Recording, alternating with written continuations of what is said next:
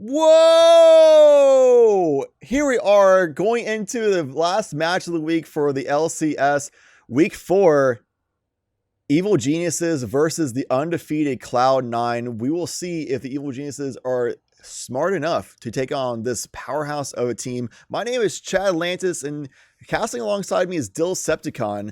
How are you feeling about this game today? I am excited to see if the Evil Geniuses can do anything to dethrone C9 here. Dethrone indeed. C9 looking like they're on track to be the kings of the NA for the LCS here. Rumble picked up already for Evil Geniuses. I think honestly, it's a really solid flex pick between Kumo or Jizuke. It's a really strong pick for mid and top lane. Misfortune being hovered and locked in for Sven, the nearly unkillable marksman in the bot lane. Hopefully he can maybe reset that number and keep it moving forward. I like that pickup. I like that wombo between the Solar Flare and the Bullet Time. I think that was a nice choice by C9 in their first pick phase. Yeah, it's a very strong combination. If Leona gets the hook in with her Zenith Blade, gets that lockdown from that ult, that's so much AoE slow, if not stun, and then she can do single target roots and stuns that really hold them in for that bullet time from Misfortune. Misfortune help set up Leona's ultimate as well with her rain, make it rain, just do that slow field, just to help the Vulcan here line up that shot. Xayah and Rakan picked up 4 Evil Geniuses, though, a classic duo for the bot lane. And Niski hovering over what was a beautiful woman and chose instead the beautiful man of Gragas. As we go into ban phase 2 here. Now, here's the thing about Gragas Misfortune that I saw recently in a TSM match that was playing against, I believe it was FlyQuest. They had Gragas and Misfortune selected, and every time Kabe went to do a bullet time, Dardoch would go in with a Gragas and just ultimate knock out whoever was in the middle of the barrel bullet time away from that cone of death. So if you're not very coordinated between the jungler and marksman here, Misfortune and Gragas, then you can easily just counteract each other and essentially save the enemy players just by having a mistimed or misplaced barrel. So hopefully they can set that up instead of knock it down the way that TSM definitely did during that match. I watched it too and really hung my head in shame. It was not a very fun sight to see, especially for any TSM fans out there. We've got the bans for Olaf, Kiana, LeBlanc, and we're about to see what the fourth one will be. Kiana LeBlanc taking out some assassin threats from side lanes and jungle pressure. Olaf is a very strong jungler right now and can just can clear early camps very quickly, get those level advantages happening, and just start being a terror in the lanes. And there is the Yasuo ban. Don't blame him for that nice knock up with Gragas' capability there. And it looks like, are we going to get another Dark in this game? Yes, we are. We're going to take 8 Trek into the top lane. Yeah, most likely that's going to go up to the top lane. That Gragas Yasuo banned away because Niski is definitely known to play Yasuo in the past, especially with that Gragas combo. But yeah, we'll see that Aatrox in probably the top lane, so we're likely waiting to see Cloud9's mid lane selection picked up, while Evil Genius is waiting for a jungler, and honestly, because of that Rumble, they have a good flex between mid and top. Jarvan 4 would be a very strong jungler pick with that Rumble, so you can just lock people in that Cataclysm, not letting them be able to really escape unless they burn a flash or something of the sort, and then the Rumbles just equalize their ultimate, just laying down just death field that the Cloud9 wouldn't be able to escape from if locked in from the Jarvan ult. And the only real mobility they have would be Aatrox and Gragas, which would, if they can lock down the Misfortune, if she doesn't pop, she will be melting very quickly to that red carpet. Yeah, Misfortune, just like we saw Aphelios in the game before, this is a hit marksman that does not have a natural escape mechanic. She does have that passive, lets her move faster out of combat, but that's out of combat. So if that Jarvan gets on her, then she's pretty stuck unless she has a flash. And no Thresh this game, like we saw last game, to help Aphelios. Leona only goes in. She does not help people go out. Speaking of not being able to go out, we've got the grounding from Cassiopeia. Yeah, Cassiopeia is another very not mobile carry here. So the Cloud9 has picked up 2 very locked in, feet planted carries, but they can also dish out a lot of damage. So in this kind of composition, we're looking for a Cloud9 to be doing very aggressive engagements with that Leona, with that Gragas, Aatrox flanking, things like that. Even Misfortune just dropping that Make It Rain at long distance to slow enough to allow the Misfortune to allow the Leona and Gragas to get in, or the Cassiopeia field set up as well. But if they get engaged on, they start falling behind. I'm having a really tough time seeing how Cloud9 makes it out alive. If they fall back behind Evil Geniuses and they're not able to really get good engagements off. Kind of surprised to see such an immobile pick at the last one, but I'm guessing Niski's feeling pretty confident to keep his team's undefeated track record going. Yeah, 7-0, it's hard to not feel confident at that point. They are by far the best showing team so far for this season in LCS. So pretty much every expert out there is looking at Cloud9 as being the team to beat. So can't blame them for being confident, but at some point that hubris might catch up on you. When you get a nice new car, the first scratch is always the hardest. And I think Evil Geniuses, they've definitely got their claws ready. Certainly. I really like what they did too with this composition. They had Rumble and Renekton, which are both characters that can go in the top or mid lane. So even at the very end, at the 20 seconds remaining of the champ pick ban phase, that's when like all your champs have to be locked in, of course. So until that second that happened, Cloud9 really had no idea where Renekton or Rumble was going to really keep them on the toes. So very interesting that they were able to orchestrate that, but here we are, Renekton top lane, Rumble mid lane. We'll see how Evil Geniuses put things together for this match. And as the gates drop and the summoners get their champions out onto the field, Grog is taking one last sip before he heads out into battle. Yeah, there's a little bit of a delay for both junglers actually leaving the fountain. I'm surprised seeing that happen. I'm wondering what the call was to do so.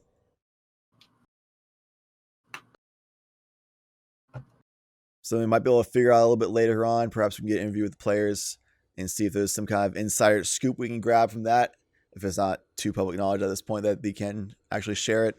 But yeah, we talked about Cloud9's team composition where they're very focused on needing to be the ones who are engaging on the enemy team.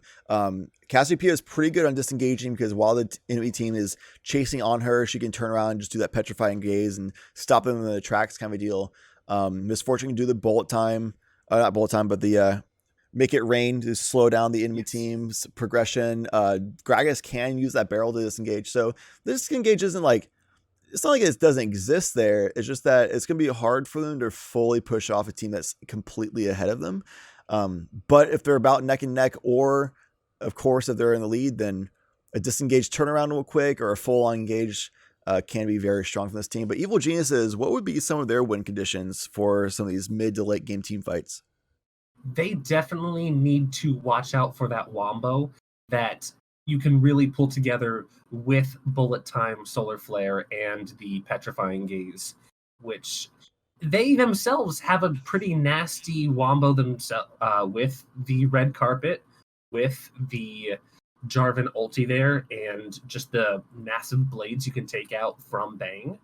I feel like they're going to want to play a little bit safer here, and just see if they can try and get an early gold lead, as we have Sven right now doing a little bit of counter jungling and taking away the Gragas' blue buff. Yeah, Svenskeren taking out the blue buff and the Gromp too. So Blabber's going to be a little behind there, even though they're both at level 3 right now. Svenskeren's just going to have so many more camps to work with before getting those levels. He's going to rotate over to get his own blue buff as well. And then about that timing, this Scuttle Crabs are going to be spawned up as well. And he's going to be sitting pretty nicely on XP lead for the start of this game. Poor Blabber now just has to sit there and wait for it. Oh, looks like we've got a little bit of a squabble in the mid lane. Yeah, so Scaring going in for engagement on Niski. Niski without a flash anymore. He's about to go down. One more hit from the Rumble, but no, Blabber there to save his mid laner. Hands off. That Cassiopeia is mine.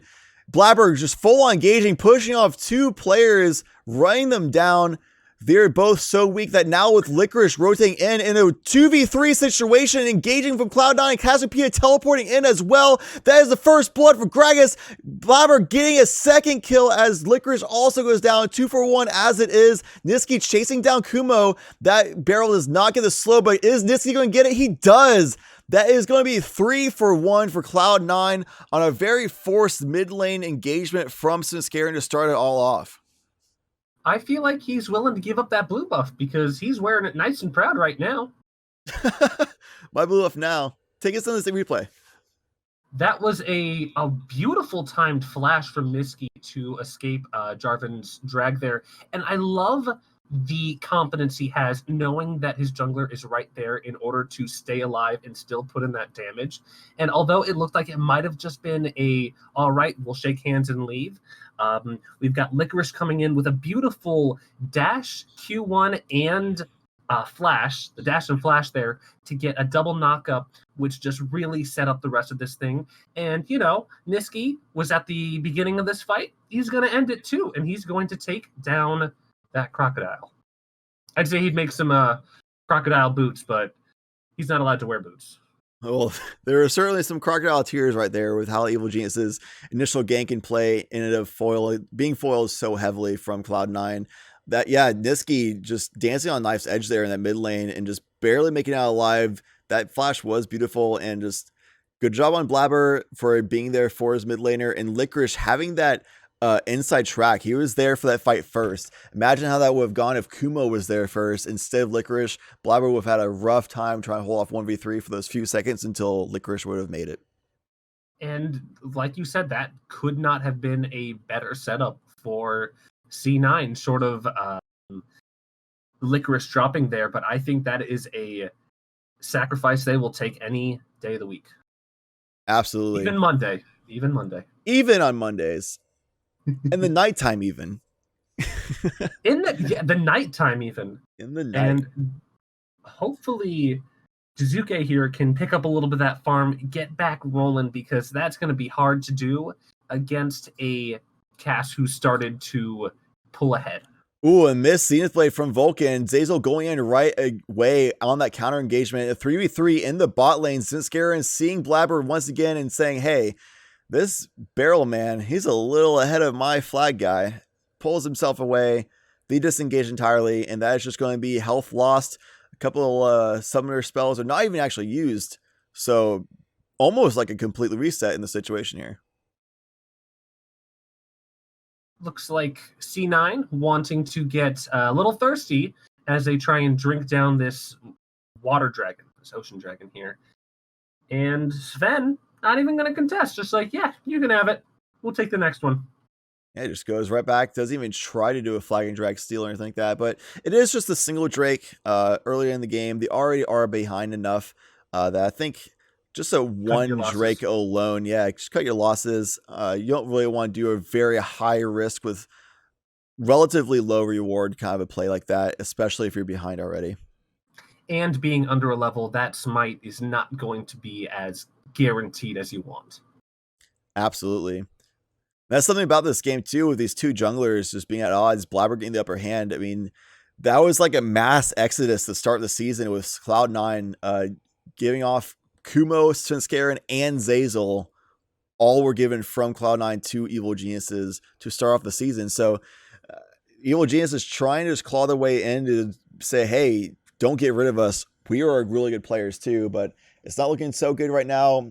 Jack's master Cloud9 plan looking like it's playing off again. Reaper being the master strategist, and a big fight in the bottom lane. Sven barely making out alive. Bang also going down from the ignite ticks, but survives with the sliver. 2v2 on the reset. Support and jungler versus support and jungler, but Sven is still in the area, slightly more healthy and a little bit more confident, and certainly wants to get that farm picked up. Yet another engagement and skirmish in the bot lane, and yet another reset with both teams making out with just about the same amount of summer spells used up. 2 for 3 in favor of Evil Geniuses.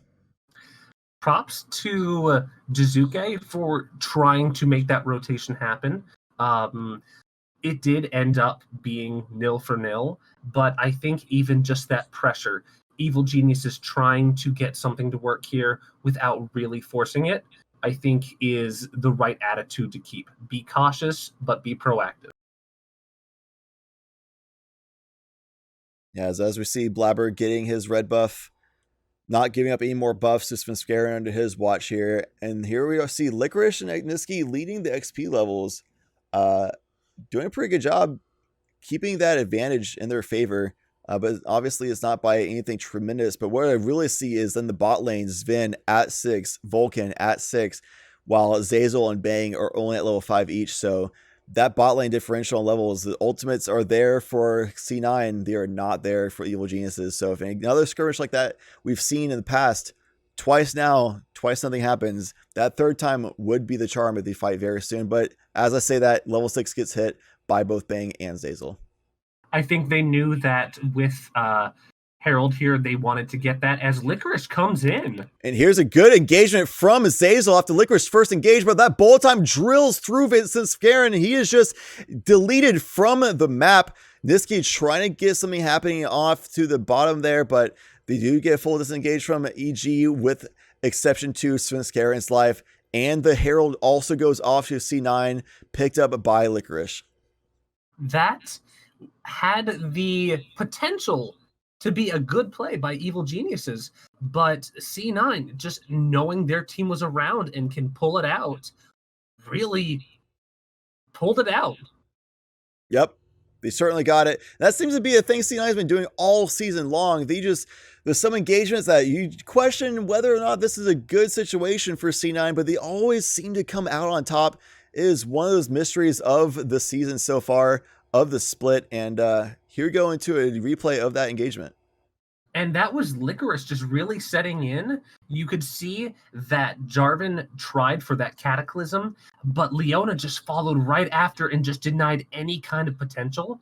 And from there, they were just able to clean up. Yeah, Jarvan Cataclysm actually kind of worked out in the favor of Cloud9. The Cataclysm himself in there, along with a teammate of his, and two of them were stuck in the bullet time for that entire duration. So maybe this Jarvan pick that was picked after Misfortune was selected, maybe it wasn't the best of calls in hindsight.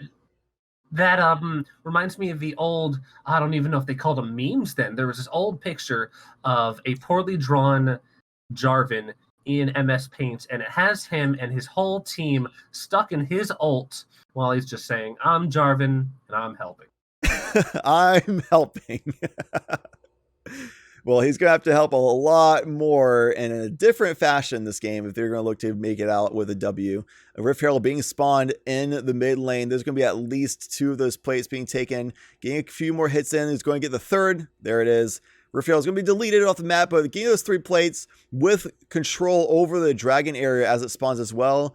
Perfect execution, timing, rotation, all that from C9, which is what you'd expect from somebody at the top of the league right now. Is Vulcan engaging very early. Here's another bullet time going off on Svenskeren, but here's Misfortune being stuck in the Cataclysm. Not taken down though. Sven still lives as both Jarvan and the Rakan going down. 4v2 right here in the river engagement as the top laners are engaging the bottom side. Kumo is rotating up while Licorice is dragging behind just slightly. C9 trying to posture for another fight. Sven gets flash on. There goes his KDA. There goes Jizuke flashing over the big wall and taking down the Misfortune who thought she was just too safe, and she just was not safe enough.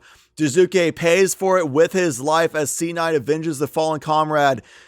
Kumo getting out just barely as Niski and Licorice sitting very healthy and chasing them off in the mid lane. It looks like they're going to go ahead and have a few members of the team reset, not go for the dragon just yet. Svenskeren back alive, fully healthy, and Zazel as well, just roaming off, getting their vision control back, and looking like they're going to try to get this dragon perhaps fast before the return of Cloud9. We'll wait to see a little bit on how that goes. You could definitely see when that fight was coming towards its the halfway point between the first skirmish, and we're going to get to see it now. You could see Bang really wanted to get in there and clean it up, get that quadra kill, but he just wasn't able to do anything. And like you said earlier, with that Gragas ult causing problems for the Misfortune, brought them inside of Jarvan's Cataclysm and just melted them. We see right here that both teams are like, I want this more, but I don't know. They didn't want to give up pressure over the river here. And Jizuke, like you said, just flashing and popping Misfortune there. Yeah, having that ward in that brush, Suzuki was able to see that Misfortune was dancing around, did not have the safety of like the Leona there ready to protect the Misfortune. So he just burns his flash, punishes Vin for being out of position. It overall wasn't that big of a win for EG, but at least you can say that him alongside Froggen's efforts were able to bring down Vin's KDA before he could hit that sweet, sweet 100. And we get another mountain dragon this game. Like we did the last one, having the Mountain Soul come in and terraform the map. Yeah, that's 2 dragons down for Cloud9 and 2 more to go to get that Mountain Soul, which will give them that huge shield boost. So that's definitely going to be another kind of win condition, is just get those shields in. And if they have those shields, their engage going to be that much scarier because they can just take the brunt of those kiting shots that Bang might be able to do while Vulcan and Blabber and Licorice just dive in towards that back line. And something that I don't think a lot of people recognize with the update of the Rise of the Elements, with the dragon or the Mountain Soul, it is more than just a shield.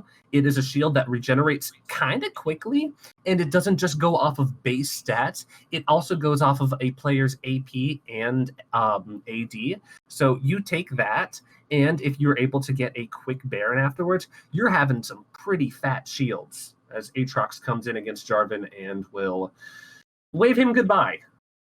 Yeah, quick flag and drag out since Garen gets to safety, but still a pretty decent chunk of health, about 10-15% there on Svenskeren.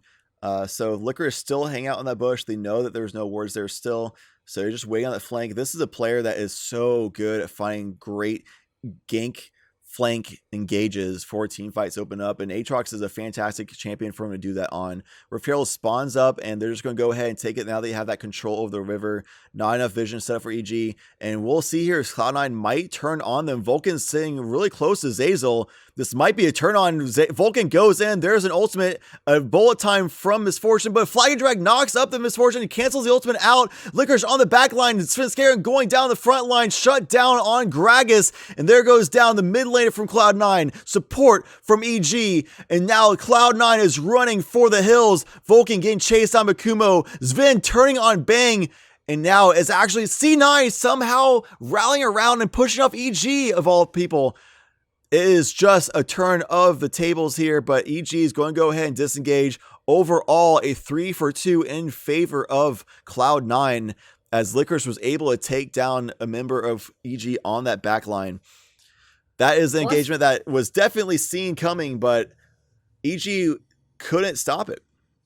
And if you notice here, Aatrox just brings Rumble into his own fight, and that is a lot of potential to be something nasty. We've got the bullet time there, the flag and drag from Jarvan with the knockup, deciding for Sven to get out. And we see Rakan trying something there, but on the bottom side of the map, which you can't see anymore, this is just a mess going back and forth.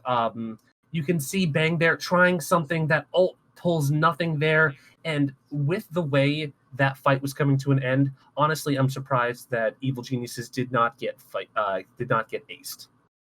Yeah, it was looking a little dicey at the end there for Evil Geniuses, because they were routing away, doing the 1-versus-1 pushing off of Vulcan and Sven there with Kumo and Bang. But once Licorice finished off Shizuke off that bottom side, then he started rallying back around towards Sven. That scared off Bang. Bang called for, Kumo. Kumo said, it's going to be a 3v2. We should probably not fight this anymore. And they just went ahead and disengaged there. But that Licorice there with that flank, as I was talking about just beforehand, gets that engagement on Jizuke, forcing him to use his Rumble ult for the team fight. But that made it so that he couldn't use that equalizer for his own safety, his own one-on-one fight against Licorice. So Licorice just had an ult versus somebody who didn't have an ult on the backside, while Licorice is also ahead on gold, getting good items and levels and things like that going on too. And with an overheating robot versus a Darkin, I feel like the Darkin's going to come out on top most of the time.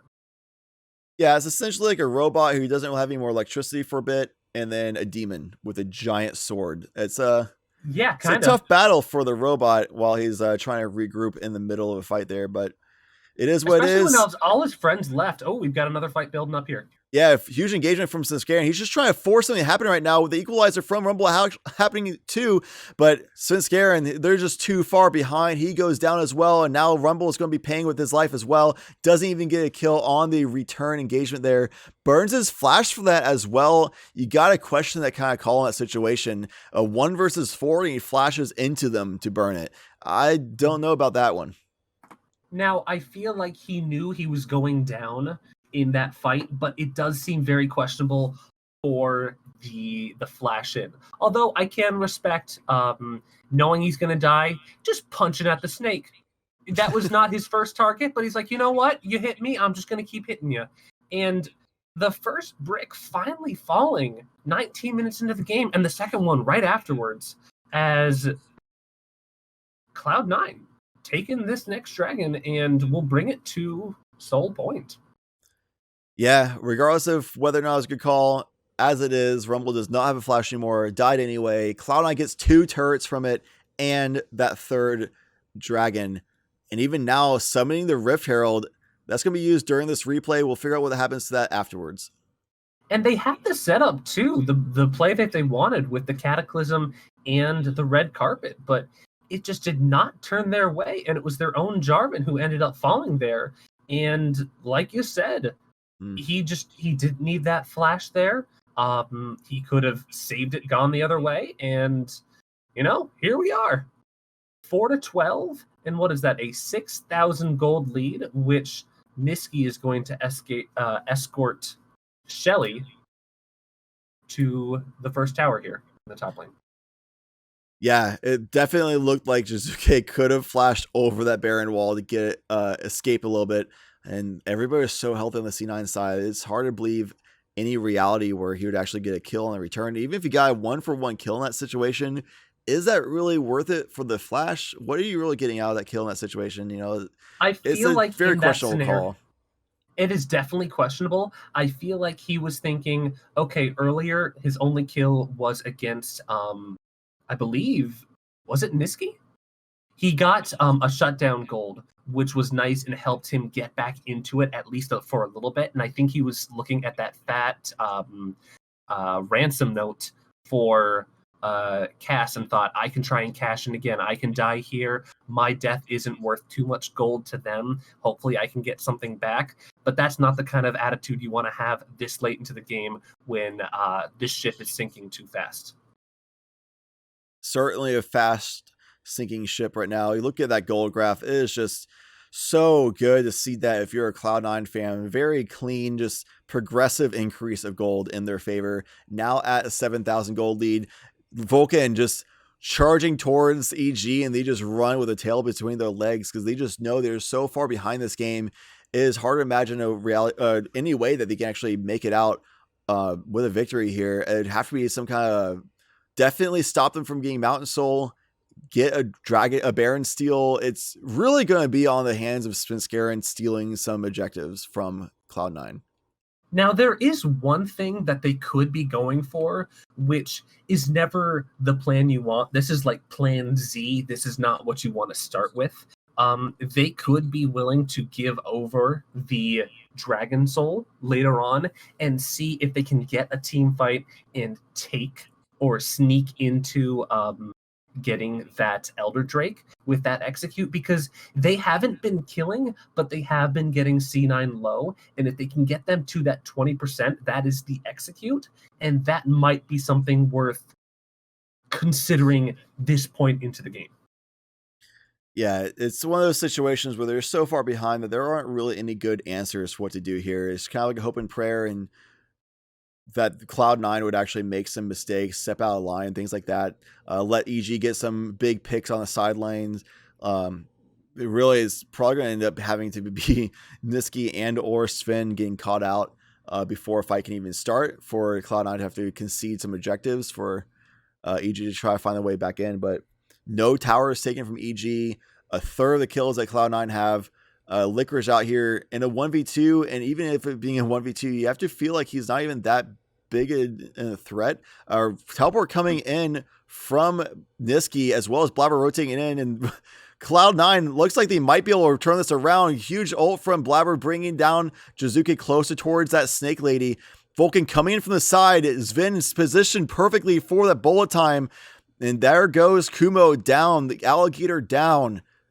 EG, that was a 2 versus 1 for the longest time against Licorice. And even seeing that happen, I didn't feel like he was in that much danger to start with. And you are absolutely correct with that. Licorice feeling comfortable, like, yeah, I can handle this for a little while. I got the Krugs, I'm taking some farm. And he had the 2v1 heading his way. He did have to flash, but he knew that his Aatrox can survive for a while with that death stance, staying alive with his lifesteal, and wait for his team to show up. And his team showed up. That beautiful ultimate combo between Leona and Misfortune, really just doing what it needs to do. Look at this. They're just waiting patiently for the dragon to show up. It's like another day at school. Everything's going 101. They just did their homework, turning in their assignments, getting their reward, and soon they'll be able to go home in this Monday Night League matchup. Cloud9 just running away with this game. Nearly a 9,000 gold lead coming up here, and they have Mountain Soul at this point, with all those benefits talking about earlier. On top of that gold lead and item differential, it'd have to be like a 5 versus 3 minimum, if not a greater advantage for EG to come out on any fight wins at this point, it feels like.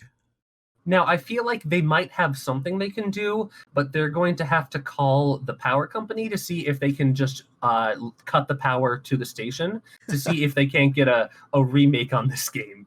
Because it's looking grim. We can say that at least. It is certainly looking like some really obnoxiously random power surge causing a remake is a greater likelihood of EG not losing this game than literally any other decision they could make in the match themselves. They're so far behind this point. Huge vision control being gained by Cloud9 for the Baron. And now Svenskeren might get caught out here. The miasma going down, but he was able to get the flag and drag happening just in time. Does not get punished for that positioning there.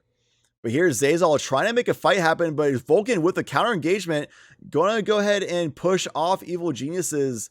Sven just being there for that Leona being there for the Misfortune. Really good synergy happening from this Cloud9 duo so early on in this season. Oh, it's been beautiful synergy. I'm surprised with a move called the Quickness, making such a slowly timed decision and then just leaving. I think the only quickness there was like, nah, I think I'll go back. Cloud9 was trying to set up like a Baron bait there. Licorice kind of getting engaged on actually off to the side. Kumo biting off more than can chew, but that's kind of going to be the story for the rest of this game. But here goes down Blabber almost, and he gets finished. Svenskeren going to pay for his life for that kill. Kumo gets killed by Licorice as well. A 2v1 on the side, but Bang and Jizuke just do not have the damage to take down Licorice.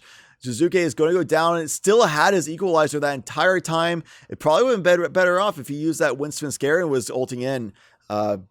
But he used it later on. Just miscoordination from Evil Geniuses. Just poor plays left and right and just taking fights that they just can't win almost the entire game. Jizuke, you saw him on the camera there, just almost taking his headset off. Perhaps even thinking about doing that unheard of these days forfeit in this game.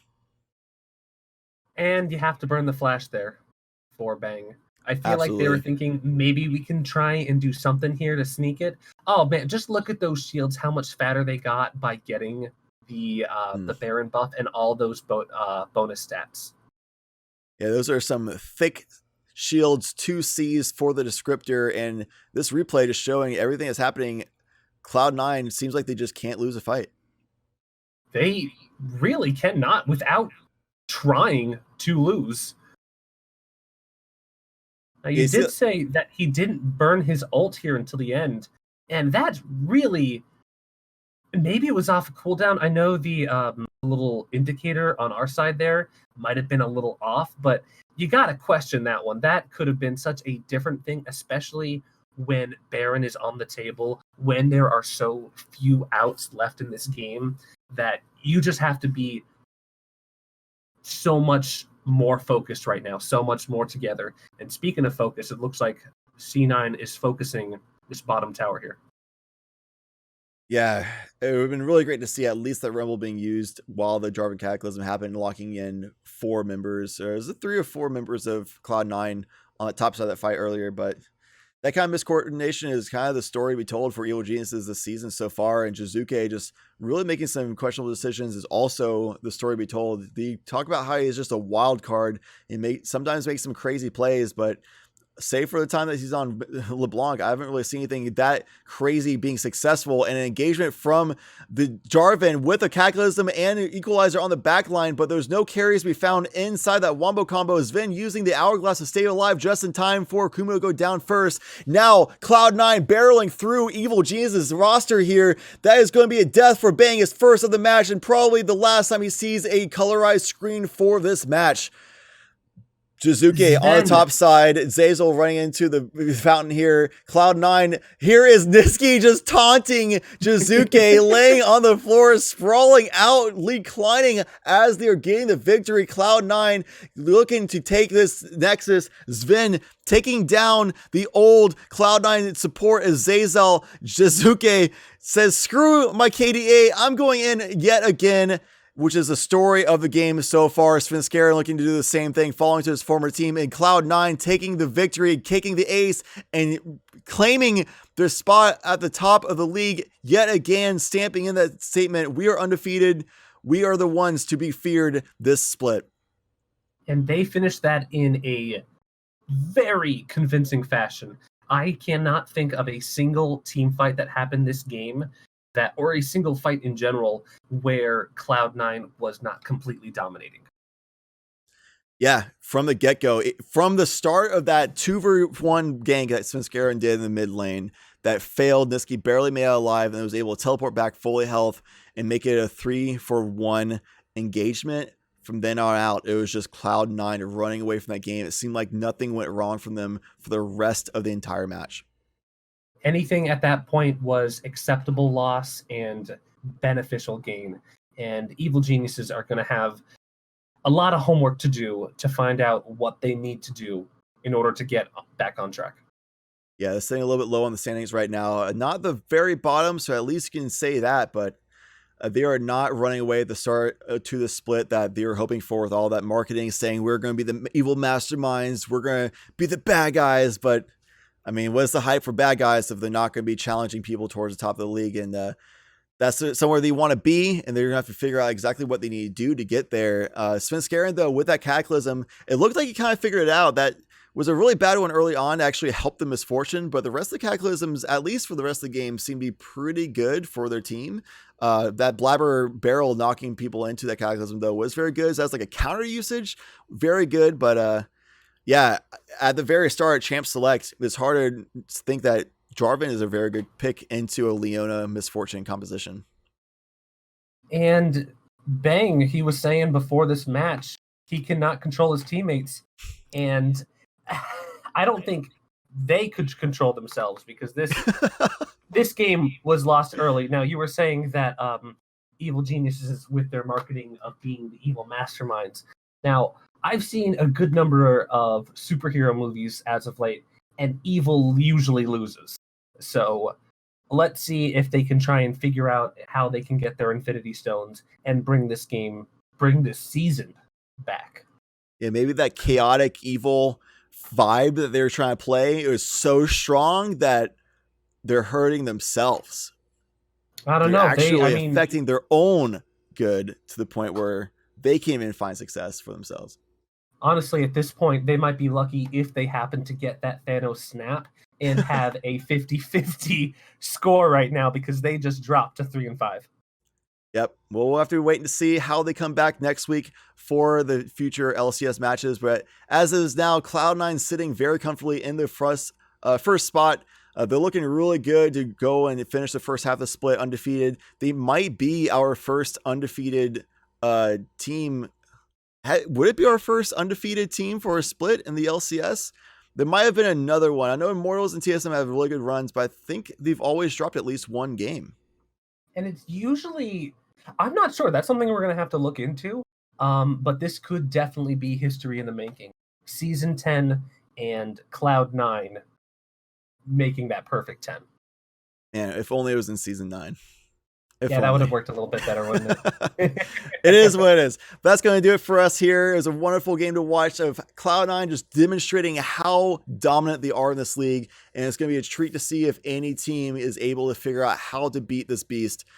But until then, I'm Chadlantis. Joined with me was say your own name. I can't say it myself. That's me. It's been a wonder. It's been a wonder. I can't talk either. You gave it to me. Guys, have a wonderful night. Good luck in solo queue. And yeah. Dilceptacon. I figured it out. That's it. There it is. That's it. Chadlantis, Dilceptacon. We'll see you in the next match. Have a wonderful night, and thanks for watching.